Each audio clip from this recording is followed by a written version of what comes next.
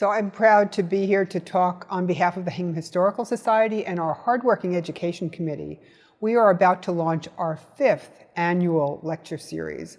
And this year we're taking a different perspective on our history.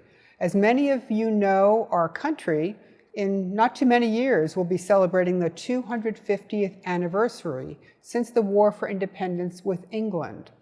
That will happen in 2026. But our history did not begin in 1776. And so our lecture series this year, titled Native Homelands, Settler Colonialism, looks at what happened to indigenous lives and landscape when English settlers first arrived on our shores, what we today know as New England. And this is one where we knew we were individually on the education committee out of our depth. We were not experts, and we didn't have local people that we knew who were experts.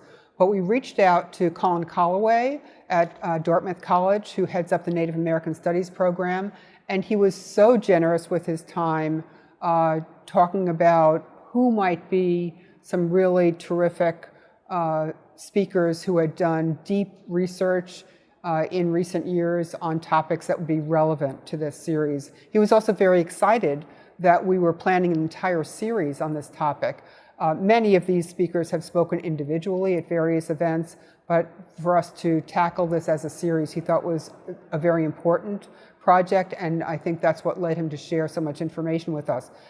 Many of the speakers that he suggested, we reached out to, and they readily said yes, and then they started recommending other people. And so we very quickly filled out our faculty and learned a lot in the process, and really feel like we have a faculty that knows each other and respects each other and are proud to be working together on this series. So we have 6 lectures in this series. It begins Sunday, September 25th. The schedule is available on the Hingham Historical website, but they'll run every month or two. First one September, then we have one in November and December, and then 3 more after the start of the year. So we have a world-class faculty assembled for this series. We knew that we did not have the expertise resident in those of us who look at the history of Hingham. This was a much broader topic. There is really an amazing amount of 21st century scholarship that has been done, deeply researched books. And we reached out to scholars at universities across the country. So each one of these speakers really has wonderful background in their specific topics. So our first lecture features Alan Taylor, a 2-time Pulitzer Prize winner, and we're really thrilled that he was able to join us. He's looking specifically at the Revolutionary War and how that divided the Native people and the colonists.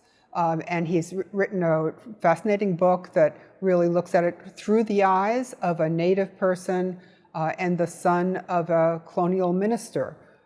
So it should be fascinating. This was another topic that was very new to me, very different from what I learned in school in the 50s and 60s.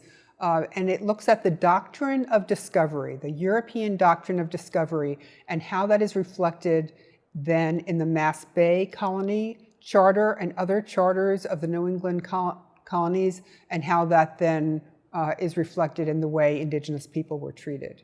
And this is being done by a law professor from Arizona.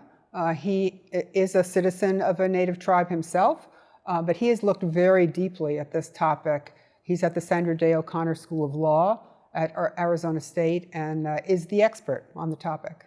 So we have a professor coming from nearby, from Harvard, a doctor by training, who has looked deeply at the period of the 16th and 17th centuries where epidemics were impacting indigenous lives and the lives of colonists who settled here. And what I love about his title is that he talks not only about epidemics, but about caregiving. So I expect there to be some moments of light in his topic, which is a pretty serious one and very close to home as we come out of a pandemic.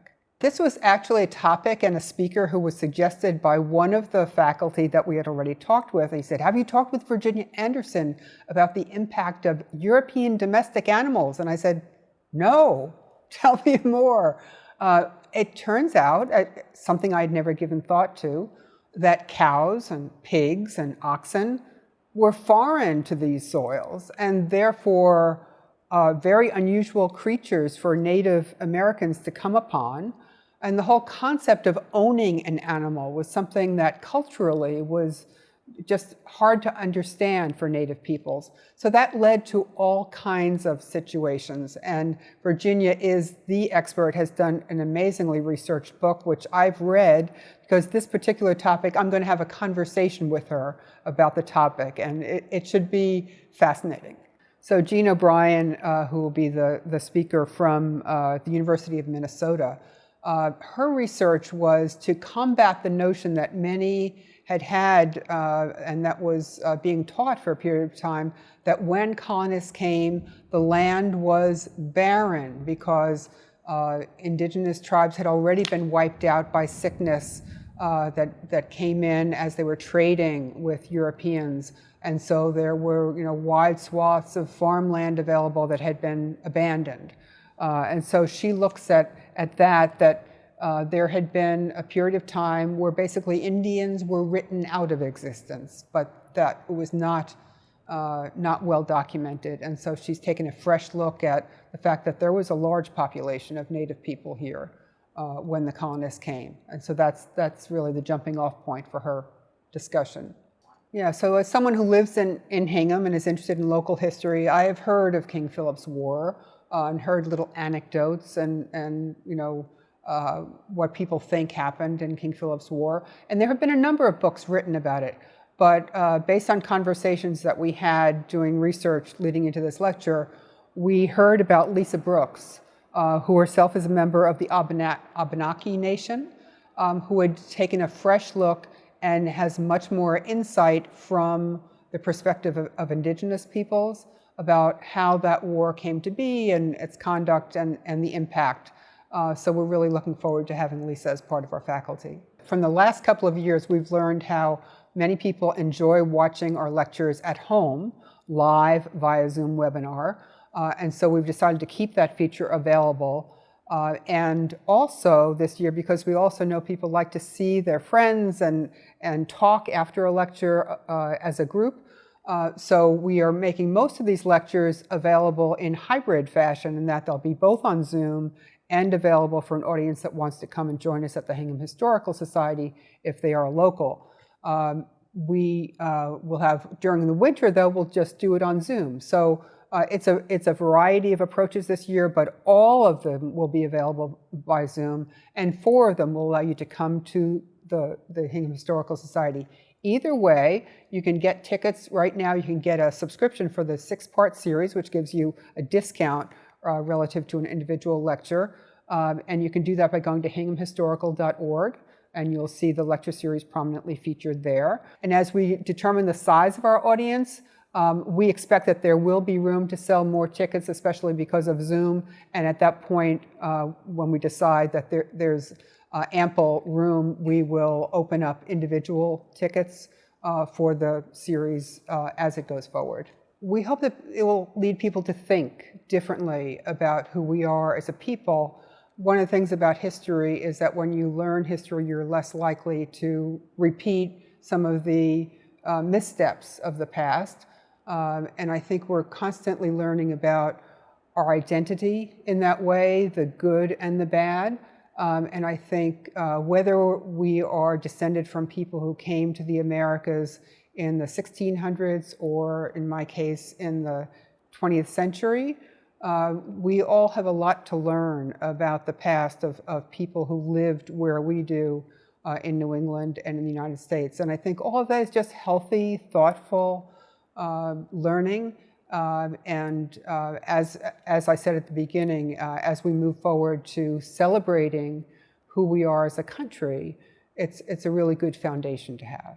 I wanted to encourage people to do what I've done and to scratch the surface about the history of our community and our broader country and region, There is so much to learn, and it's a fascinating activity. Lots of ways you can volunteer at the Hingham Historical Society, but other organizations as well. And as a retiree, I've really fallen in love with the topic of history, which was a big surprise for me.